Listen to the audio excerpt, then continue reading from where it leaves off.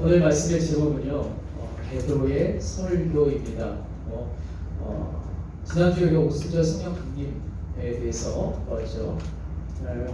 성령이 이 지구상에 임하시고 나서 성령 받은 베드로가 처음으로 회중에게 메시지를 전달하고 있습니다. 증거하는 거죠.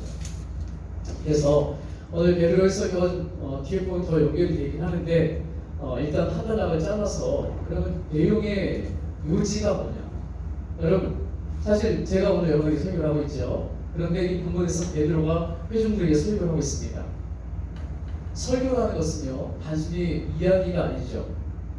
설교에는 메시지가 있습니다. 이 메시지는 앞에 선 사람의 전하고 싶은 메시지가 아니고 하나님 말씀에 대한 메시지입니다. 믿습니까? 세상에서 연설을 하죠. 자기의 생각을 넣어서 주관적으로 또는 자기가 하고 싶은 이야기를 피력해서 사람들에게 설득하고 이야기합니다. 교회는 그런 데가 아닙니다. 아무리 말을 잘하고 아무리 사람을 설득을 잘한다 할지라도 그것이 성경에 준하지 않는 거라면 그거는 연설에 불과합니다. 그러나 말이 좀 어눌하고 사람들에게 설득력이 없어도 하나님 말씀을 전하면 이 말씀 자체가 선포이기 때문에 우리는 아멘으로 받아야 합니다. 신앙생활을 오래 하면 오래 할수록요 연조가 쌓이니까 자꾸 귀가 커져요. 그래서 듣는 이게 높이가 높아지게 돼요. 근데요 익은 뼈가 고개를 숙이듯이 사실은 신앙이 성장하면 더 겸손해집니다. 하나 어린아이가 서서 이야기를 하더라도 그 이야기 안에 메시지가 담겨 있으면 그 이야기를 들어야 하는 게 그리스도인의 삶의 태도입니다. 자꾸 높고 낮음을 따지면서 잘 안 들으려고 하는 굉장히 교만해지는 거죠. 그래서 오늘 어떻게 보면 하나님 말씀이 선포될 때 우리는 그 말씀을 귀담아 들어야 되는데 오늘 베드로의 설교를 통해서 주시는 메시지가 당시에 있던 그 주변의 사람들에게 주는 메시지만이 아니고 오늘 이 자리에 저와 여러분에게 주시는 메시지라는 것을 기억하면서 말씀을 잘 듣고 마음에 새기면 좋겠습니다. 우리 기도한 종훈 형제가 기도를 읽겠죠. 말씀을 듣기만 하지 말고 삶으로 나가 실천하자. 그렇죠? 말씀이 능력이라는 것은요 듣는 게 능력이 아니고 들어서 내가 삶 속에 실천함으로 해서 나타나는 것이 능력이 되는 것입니다. 따라서 우리는 말씀을 듣고 나서 실천해야 여러분이 진짜 성공한 사람이 되는 것입니다. 제가 뒤에서 찬양하는 모습을 보면서 참 마음 감사하고 좋아요. 여러분이 주말에 토요일날 세상의 아이들은 이 시간에 뭐 하겠습니까? 3, 4, 5 때로는 자기 짝지를 찾아서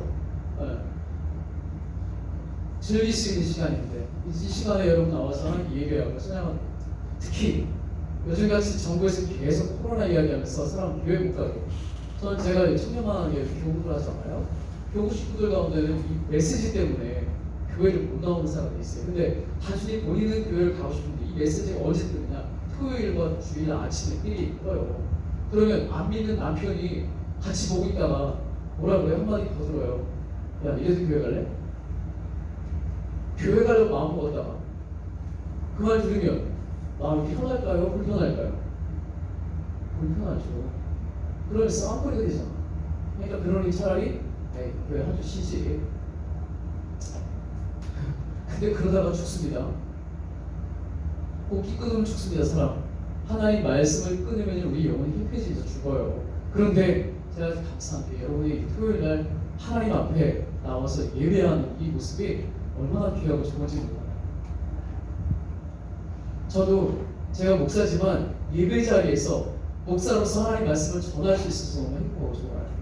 그리고 특별히 전달자만 아니고요. 예배를 하면서 말씀을 전할 때는 그 말씀이 청년들의 가슴에만 가는 게 아니라 제 빗전을 울리거든요. 저 역시도 정신 바짝 차려야 되겠다는 생각을 늘 하면서 말씀을 전하게 됩니다. 지난주에 봤듯이 성령이 임하니까 아직까지 한 번도 없었던 세상에 처음으로 벌어진 사건이 눈앞에 펼쳐진 거예요. 당사자들도 놀랐지만 주변 사람들이 더 놀랐죠. 도대체 뭐 하는 거야? 제가 이거여가지고. 그때 두 가지 반응이 있었다 그랬죠.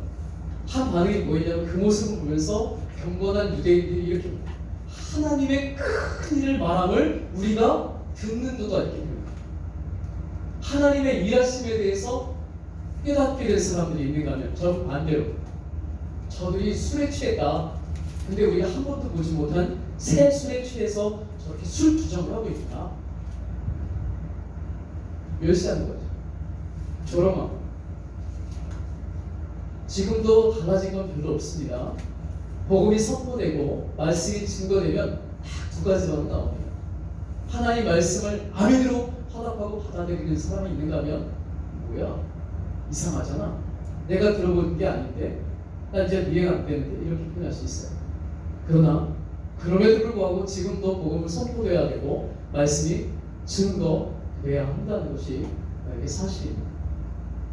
여러분들 오순절 성령 강림은요 왜입니까? 왜?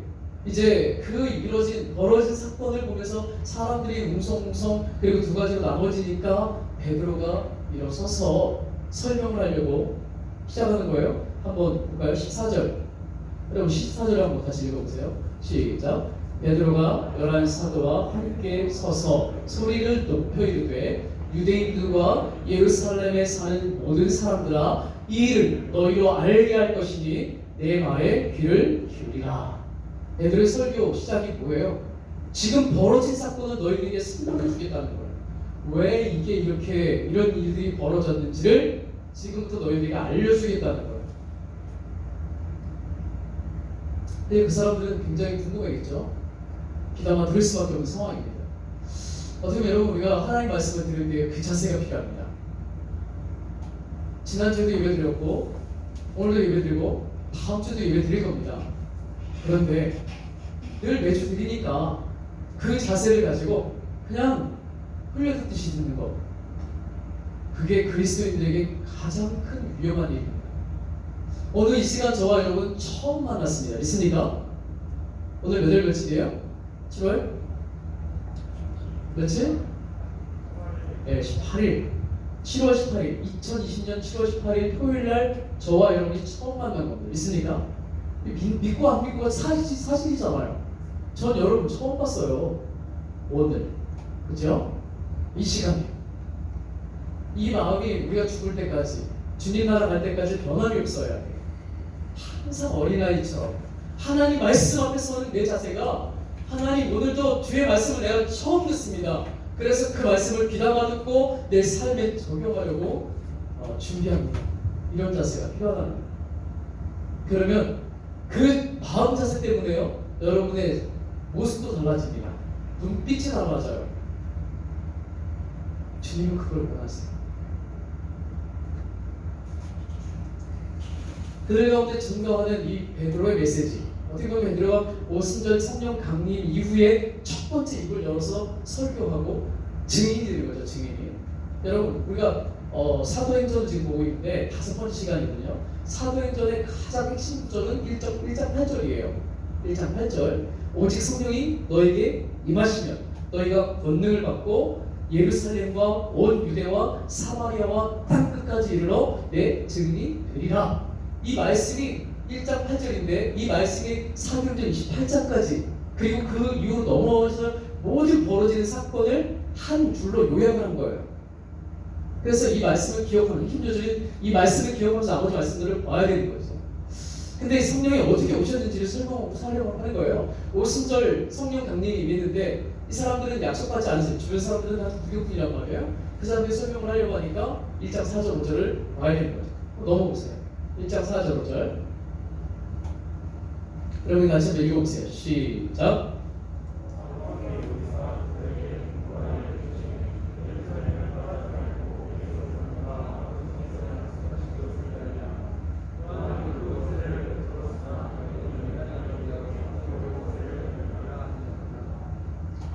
보세요. 아버지께서 약속하신 것을 기다려라. 그리고 몇 날이 못 되어서 성령을 세례로 받을 거다. 약속이에요. 아버지 약속하신 것이고 성령이 임한다는. 근데 이때 당시에는 제자들이 성령이 뭔지 약속하신 것이 뭔지를 몰라요. 그런데 이후로 이제 우리가 2장 들어왔는데 2장 1절에 들어오니까 오순절날 성령이 오신 거예요. 거기서 전식으로 기도하던 사람들 각 사람에게 성령이 임하셨는데 이게 유대인들이 한 번도 본 적이 없어. 어떤 위대한 랍비를 통해서도 배워본 적이 없는 아주 기현상이 벌어지기 시작하는 거예요. 그리고 예수 믿는 거, 거듭나는 거 바로 이거예요. 오늘도 똑같습니다. 여러분이 교회라는 공동체 밖에서 소문도 듣고요, 다니는 사람도 보았고 나도 교회 갈 수도 있어요.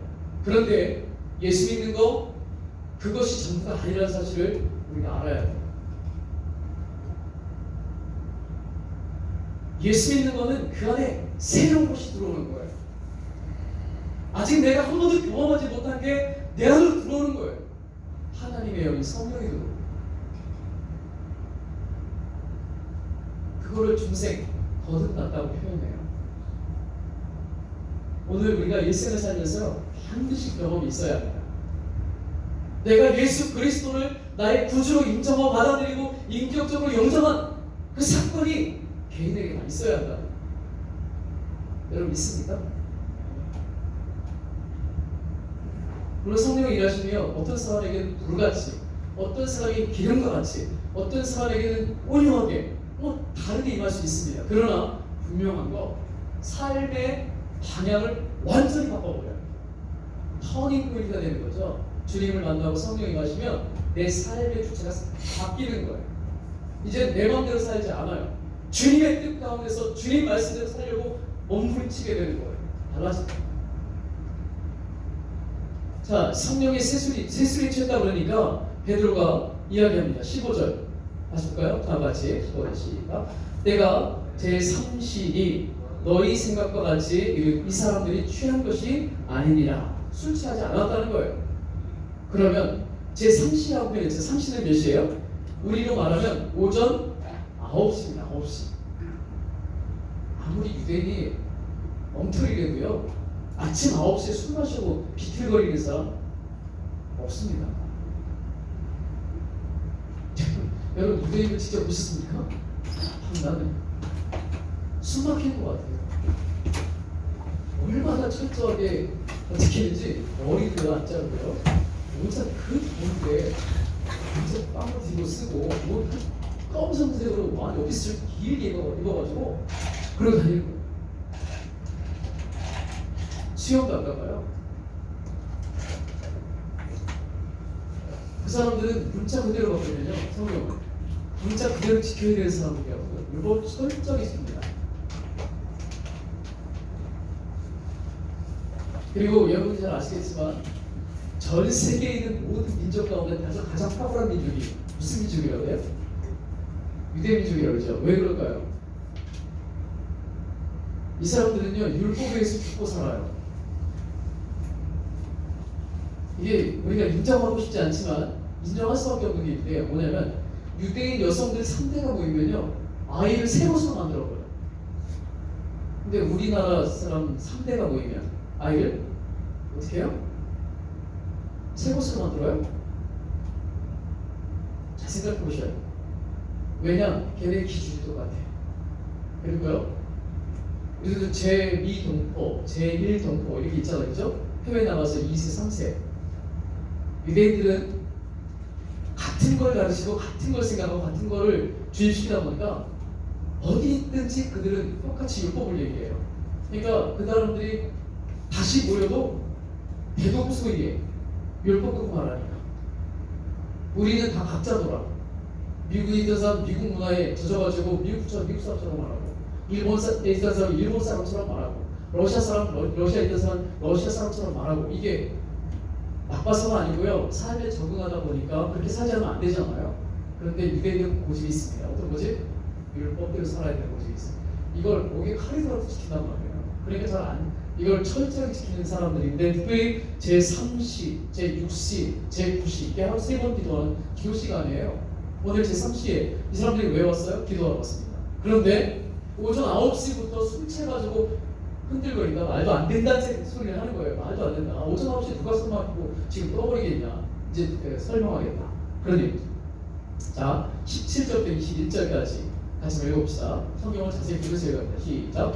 하나님이 말씀하시기를 말세에 내가 내 영을 모든 육체에 부어주리니 너희의 자녀들은 예언할 것이요 너희의 젊은이들은 환상을 보고 너희의 늙은이들은 꿈을 꾸리라. 그때 내가 내 영을 내 남종과 여종들에게 부어주리니 그들이 예언할 것이요 또 내가 위로 하늘에서는 기사와 아래로 땅에서는 징조를 베풀리니 곧 피와 불과 연기로다. 주의 크고 영화로운 날이 이르기 전에 해가 변하여 어두워지고 달이 변하여 피가 되리라. 누구든지 주의 이름을 부르는 자는 구원을 받으리라 하였느니라. 아멘. 여러분 이게 어디 나온 말씀인지 아세요? 16절 보세요. 어디 나온 말씀인지. 16절에 어디 나온다고 했어요? 요엘은 구약 선지자예요. 이스라엘 사람 지금도요 신약 성경을 인정하지 않으려고 해요. 네. 제가 그 대동기 목사님이 이스라엘에 선교사로 파송이 돼서 약 5, 6년 정도 선교를 했는데 메시아닉 유대인이 있어. 메시아닉 유대인. 그러니까 메시아 예수 그리스도를 믿는 유대인이 있습니다. 있는데 대다수 다 안 믿어요. 그리고 성경도 신약 성경 인정하지 않습니다. 그럼 뭘 인정해요? 구약 성경을 인정해요. 그것들 중에도요 모세오경을 가장 쳐주고 그 다음에 선지서들을 받아들여요. 근데 요엘은 구약의 선지자예요. 선지서를 자기들이 알아요. 그러니까 지금 베드로가 그들에게 설명을 하려고 그러는데 이거는 갑자기 벌어진 사건이 아니고 너희들이 잘 아는 하나님의 예언, 말씀을 그대로 성취하기 위해서 이 일이 벌어졌다는 것을 설명합니다. 우리가 요엘서를 찾아보지 않겠습니다. 근데 2장 28절에 이 말씀이 나와요. 약간의 해석은 했어요. 베드로가. 그러나 그 원문을 고치지 않았습니다. 그대로 인용한 거예요. 구약에 보니까 그러니까 말세에 내가 내 영을 모든 육체에게 부어주겠다 이렇게 말해요. 이 내용은 하나님의 영이잖아요. 성령이에요. 성령이 임하신다는 거예요. 그리고 그 성령이 임하셨을 때 어떤 변화가 있냐 보니까 내 자녀들은 예언할 것이다. 그리고 젊은이들은 환상을 볼 것이고 너희의 늙은이들은 꿈을 꿀 거다. 예언하고 환상 보고 꿈 꾸는 거 다 동일한 겁니다. 다른 거 아니에요. 하나님 말씀이 말씀되게 하시고 하나님이 진짜 이 세상을 어떻게 이끌어갈지를 보고 깨닫게 된다는 거예요. 하나님의 영이 임하니까 이건 단순히 앉혀놓고 이렇게 될 거야 라고 주입하거나 가르쳐드리는 게 아니고 성령이 임하니까 깨달으시는 거예요. 놀라는 거죠. 배워서 하는 게 아니고 깨달아지니까 성령이 임하시니까 아는 거예요. 거듭난 사람들이 모습이라. 그리고 이 성령은요 특징이 뭐냐면 내주하죠. 내주라는 건 안내자에 거주한다는 거죠. 안에 들어와서 함께 있게 돼요. 구약 성경을 보면요 성령의 역사로 일을 하는 사사들, 선지자들이 등장을 해요. 대표적으로 여러분 잘 아는 거 삼손이 성령이 임하니까 어때요? 나귀 턱뼈를 들고 블레셋에서 3,000명을 때려잡아요. 예? 며칠 죽여. 이거 엄청난 일이잖아요. 성령이 임하시니까. 그런데요 이 성령의 특징이 뭐냐? 일을 완수하거나 문제가 생기면 떠나버려요. 성령이 떠나세요. 그러니까 구약의 역사하는 성령은 필요할 때 하나님이 어떤 은사를 주셨거나 능력을 주셔서 어떤 일을 하려고 할 때 그 사람에게 감동하셔서 주셨다가 그 일이 끝나게 되면 성령이 떠나가세요. 그게 특징이에요. 그런데 오순절 성령은 그렇지 않아요. 너희와 항상 영원히 함께 하신다는 게 약속이에요. 그리고 그 성령은 단순히 내가 일할 때만 역사하는 게 아니라 어디로? 여기로 오시는 내 주. 그래서 하나님의 영이 임하니까 내가 그동안 생각하고 내가 했던 모든 것들 외에 더 뛰어나고 탁월하게 나오게 됩니다. 하나님이 일하시면 그러니까 세상이 감당이 안 되는 사람이 되는 거죠.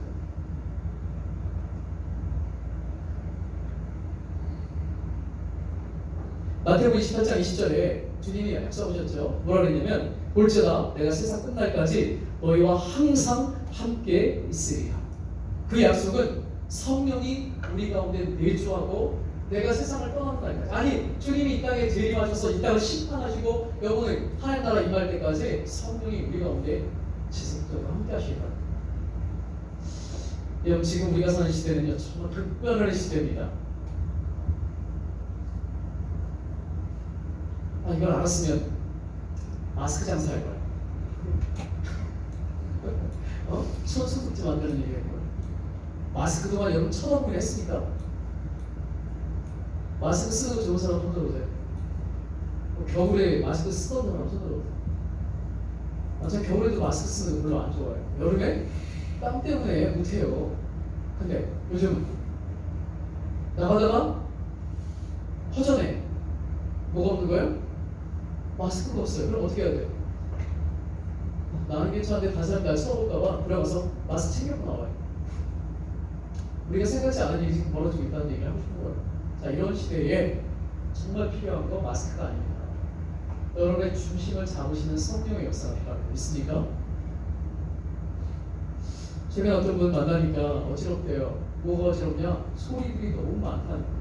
어떤 소리를 들고 따라가야 할지를 모르겠대. 혼돈이 오는 거예요. 세상에서 계속 이렇게 해라, 주변 사람들도 이렇게 해라, 저렇게 해라, 교회에서는 이렇게 해라. 그러니까 막 사부적이 돼가고 어떤 말을 따라서 살아야 할지가 헷갈려. 얼마나 불안하겠어요. 그런데요, 그때 명료한 거, 하나님의 영이 우리를 잡으시면 명료해집니다. 답은 항상 우리 복잡해요. 언제든 복잡합니다. 그런데 하나님의 영이 나를 잡으면 간단해져요. 예화로 이런 얘기 있어요.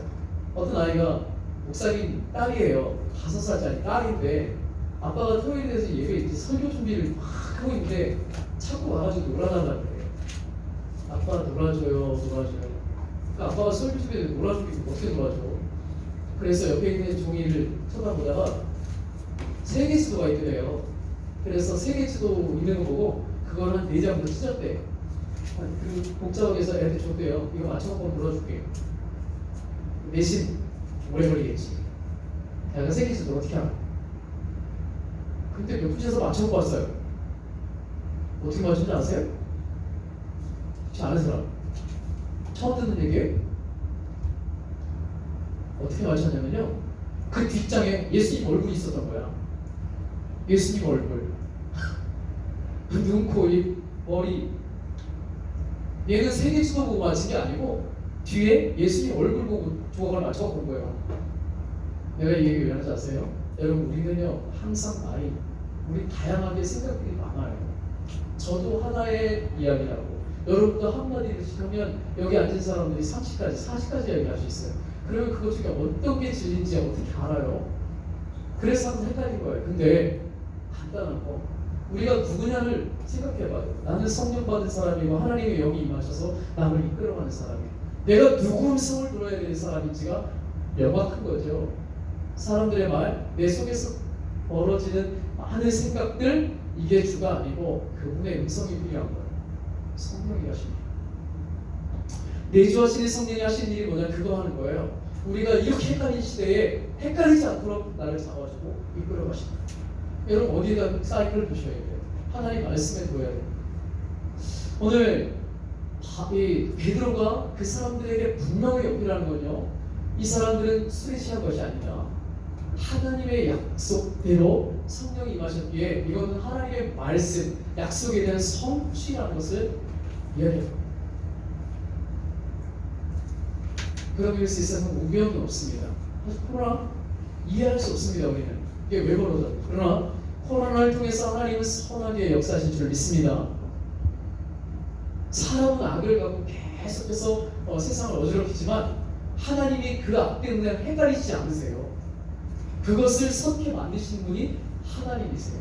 나는 안 되는데 그분이 하셔요. 그래서 우리 그분을 신뢰하고 가는 거죠. 자, 그러면 이 약속의 성취가 어떻게, 무엇을 근거로 이루어졌느냐, 그걸 베드로가 이제 설명해요. 지금부터 베드로가 누구를 드냐면 다윗을 들어요.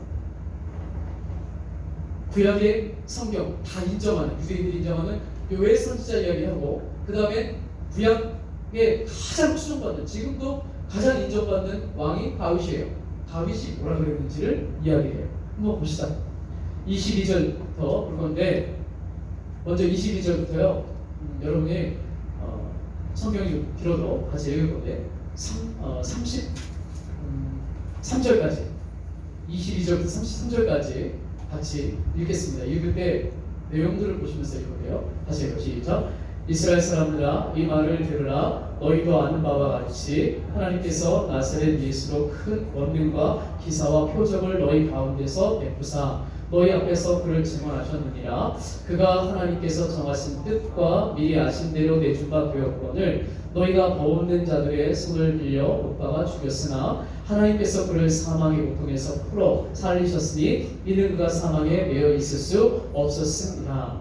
다윗이 그를 가리켜 이르되 내가 항상 내 앞에 계신 주를 배웠으며 나로 요동하지 않게 하기 위하여 그가 내 우편에 계시도다. 그러므로 내 마음이 기뻐하였고 내 혀도 즐거워하였으며 육체도 희망에 거하리니 이는 내 영혼을 음부에 버리지 아니하시며 주의 거룩한 자로 썩음을 당하지 않게 하실 것이니로다. 주께서 생명의 길을 내게 부으셨으니 주 앞에서 내게 기쁨이 충만하게 하시리로다 하였으므로 형제들아 내가 조상 다윗에 대하여 담대히 말할 수 있노니 다윗이 죽어 장사되어 그 묘가 오늘까지 우리 중에 있도다. 그는 선지자라 하나님이 이를 맹세하사 그 자손 중에서 한 사람을 그 위에 앉게 하리라 하심을 알고 미리 본고로 그리스도의 부활을 말하되 그가 음부에 버림이 되지 않고 그의 육신이 썩음을 당하지 아니하시리라 하더니 이 예수를 하나님이 살리신지라 우리가 다 이의 증인이로다. 하나님이 오른손으로 예수를 높이시매 그가 약속하신 성령을 아버지께 받아서 너희가 보고 듣는 이것을 부어 주셨느니라. 아멘.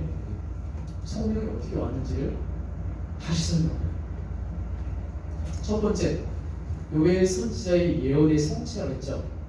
두 번째, 너희들이 그렇게 존경하는, 지금도 존경받고 있는 다윗 왕이 이미 예언한 사건이 벌어졌다는 거예요.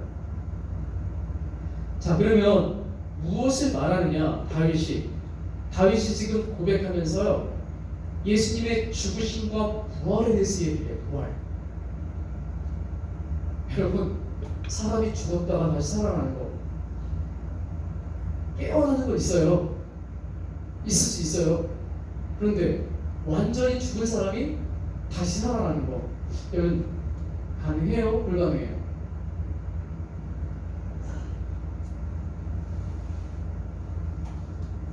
인간은 불가능합니다.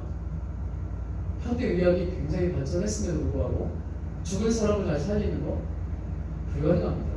심지어는 우리가 이렇게 믿고 기도한다고 막 죽은 시신 갖다가 막 살려달라고 기도하는 거, 그것도 어물선설일 수 있습니다. 왜? 생명의 주인이 누구예요? 하나님이시기 때문에. 살리고 죽는 건 하나님의 뜻이에요. 우리가 뺏는다고 되는 문제가 아니란 말이에요. 그런데 구약의 다윗이 주전 1000년 전 사람이에요. 주전 1000년 전 사람. 지금 이 시대, 지금 사도행전, 지금 베드로 설교를 듣는 사람보다도 1100년 전 사람이라고. 근데 그 사람이 뭐라고 말하냐면 장차 오실 메시아 그리스도가 죽으셨다가 부활하실 것에 대해서 예언했다. 근데 그 예언의 성취가 이루어졌고 그 성취 위에 벌어진 사건이 뭐냐?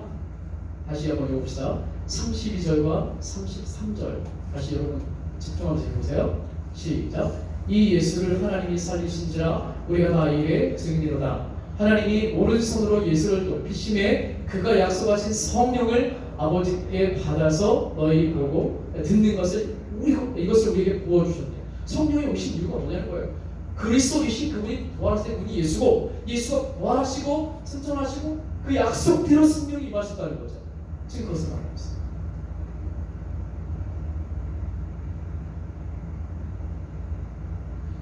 오순절 성령 강림은요, 예수의 십자가 부활 때문에 그 근간을 통해서 오신 것입니다. 그리고 그 성령이 오셔서 교회를 세운 거예요.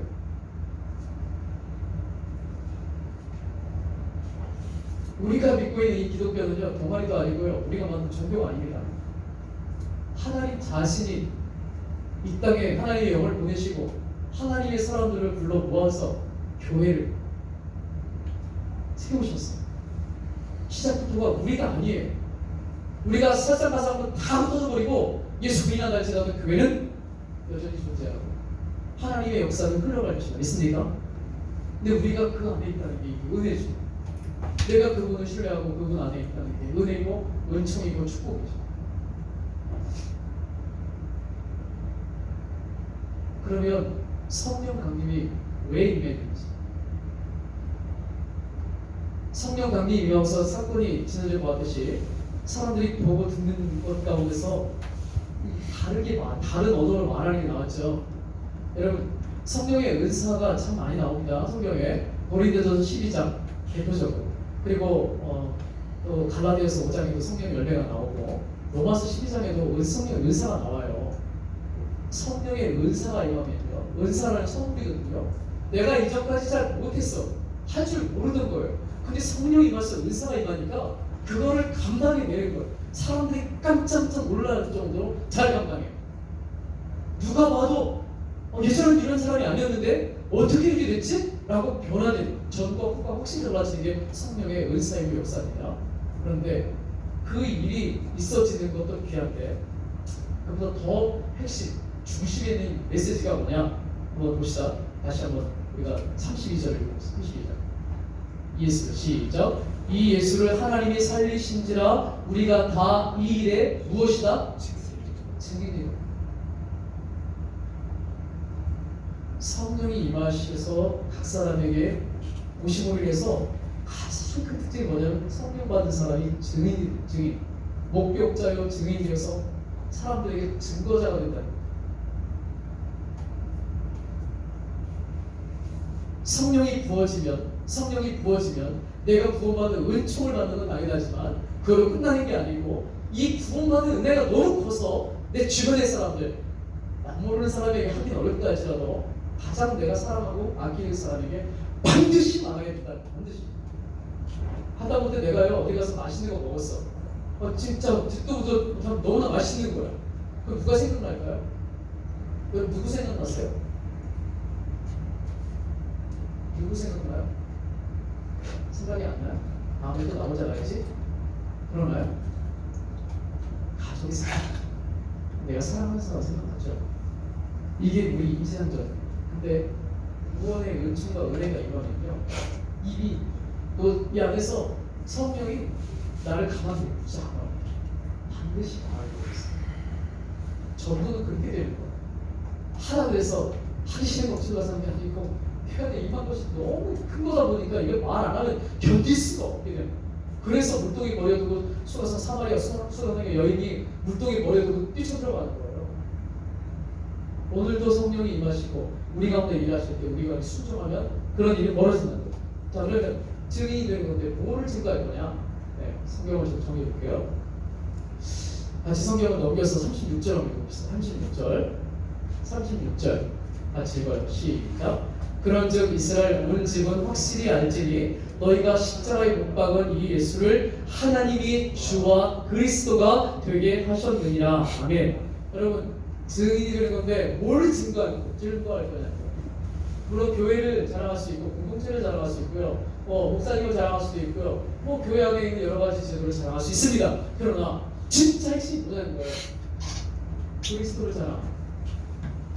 예수가 누구냐? 주와 그리스도. 주는 뭐예요? 주인이다. 왕이다. 우리 삶의 주인, 내 생명의 주인, 나의 왕, 이분을 전해준. 그리고 그리스도, 구원자시다. 유일하게 나의 구원자 되신다. 제가 최근에 몇 사람에게 물어봤어요. 성경에서 가장 오래 산 사람이 누군지 아느냐? 몇 살까지 살았는지 아느냐 물어봤어요. 근데 의외로 모르대요. 여러분, 성경에서 가장 오래 산 사람 몇 살까지 살았어요?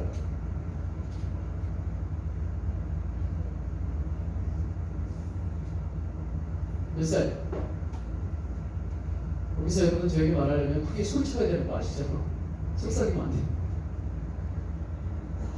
어제 저녁에 금요일날 목사 인절기 하다가 애독이 하나님과 동행을 했는데 3년 했나요? 30년 했나요? 몇 년 했어요? 3대 몇 년? 300년.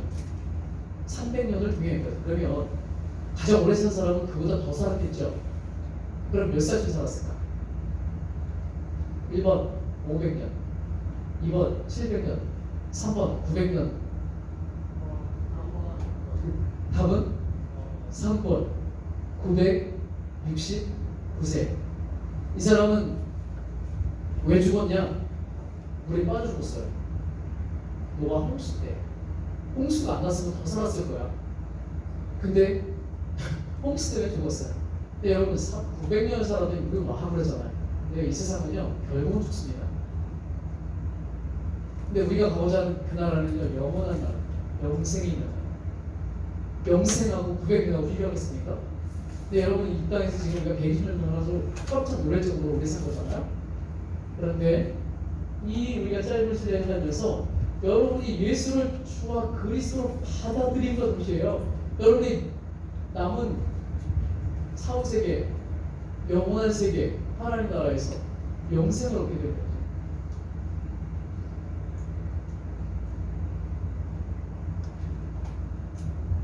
어떤 분이 복음을 전했더니 자기는 암이 있는데요. 사후 세계. 뭐 그럴 수 있습니다. 강요할 수 있는 부분은 아니에요. 그러나 전해주긴 해야죠. 그런데 글쎄요, 만에 하나라도 그렇게 없다고 생각해도 천국과 지옥이 있으면 어떡할래요? 천국과 지옥이 있으면 어떡할 거예요? 여러분, 오늘 우리가 여기 존재하는 거, 교회가 있는 거, 여러분 예배드리고 여러분이 그리스도를 사랑하는 거, 여러분 사명자. 예배 목숨 걸어야 되는 게 첫 번째 맞고요. 두 번째, 예배드린 사람들은 오래되냐 나가서 증인의 삶을 사는 사람. 증인이 돼요. 지금 코로나 때문에 이게 전도도 안 돼. 할 수가 없어요. 그런데 우리 가까운 사람하고는 같이 만날 수 있잖아요. 인맥이 있어야 전도도 가능해요. 옛날처럼 지나가는 사람에게 전도해갖고 전도되는 건 쉽지 않습니다. 그래서 지금 관계 전도를 중이시는데 여러분의 주변에요. 아마 여러분이 그래도 친하게 지내는 사람이 10명 있을 겁니다. 그 사람들을 한번 생각해 보세요. 그 사람들 중에 전부 다 예수 아닙니까? 아니면 아직 교회를 안 다니거나 예수 모르는가? 생각해 보고요. 내가 누군가, 내가 성령 받은 사람, 거듭난 사람이라면 그 사람들에게 반드시 증인의 삶을 살아야 합니다. 근데 내가 전했다고 다 믿진 않겠죠. 거기까지 생각하지 마세요. 내 책임은요 전해주는 겁니다. 물론 이근고구마라는 표현을 해요. 정말 교회 가야 되는데 끌어주는 사람이 없는 사람에게는 저돌적으로 다가서야죠. 가자. 주님이 날 보내셨어. 같이 가자. 이렇게 말하겠지만 생각이 없는 사람에게 그렇게 말하면 이상해지잖아요. 그러나 객관적인 보고 전해야 되는 증인의 삶. 사랑하는 여러분, 오늘 이 시대 우리가 여기 앉아있는 거 구원받은 은혜 정말 큰 은혜입니다. 그것과 동시에 여러분 주님 다시 오시는 그날까지 우리는 증인의 삶을 살아야 합니다. 교회가 편협하게 사람이나 늘려서 더 앉혀서 헌금이나 걸어보자 그런 의미가 아닙니다. 주님 재림하시면 심판이 많은데요. 그때는 이미 후회가 해도 소용이 없어요. 끝나거든요. 살아있을 때, 기회가 있을 때, 내 옆에 있는 내 사랑하는 사람, 내가 잘 아는 사람, 그래도 내가 가까이 있는 그 사람에게 이 안타까운 신념 가지고 예수 그리스도를 전해야 합니다. 있습니까? 그렇게 살겠습니까? 대단한 능력자는 아니랄지라도 여러분 작은 순종 하나 때문에 영원 평안하고 순종하는 여러분 되시길 주님 축복합니다.